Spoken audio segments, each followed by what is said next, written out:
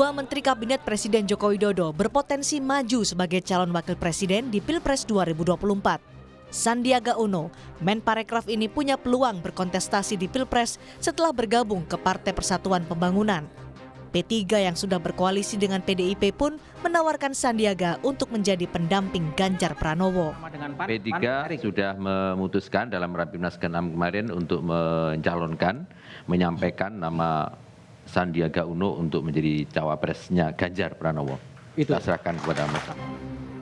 Sementara Erick Thohir, Menteri BUMN ini sedang gencar dipromosikan Partai Amanat Nasional PAN. Tak tanggung-tanggung, PAN dengan yakin menyodorkan Erick Thohir sebagai bacawa pres Ganjar Pranowo dan Prabowo Subianto.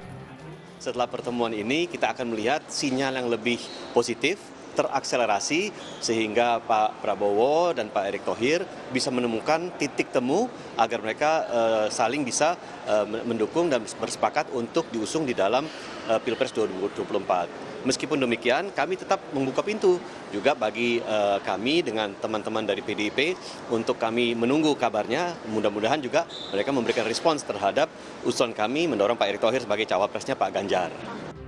PDI Perjuangan sebagai pengusung Capres Ganjar menyatakan, Ketua Umum PDI Perjuangan Megawati Soekarno Putri sudah bertemu baik dengan P3 dan PAN untuk membahas soal cawapres.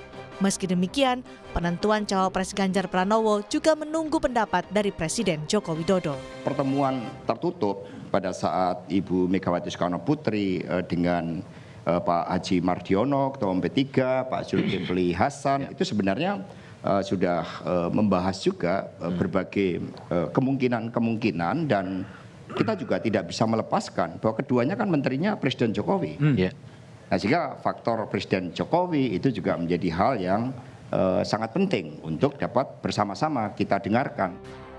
Secara statistik, nama Sandiaga Uno dan Erick Thohir punya elektabilitas tinggi.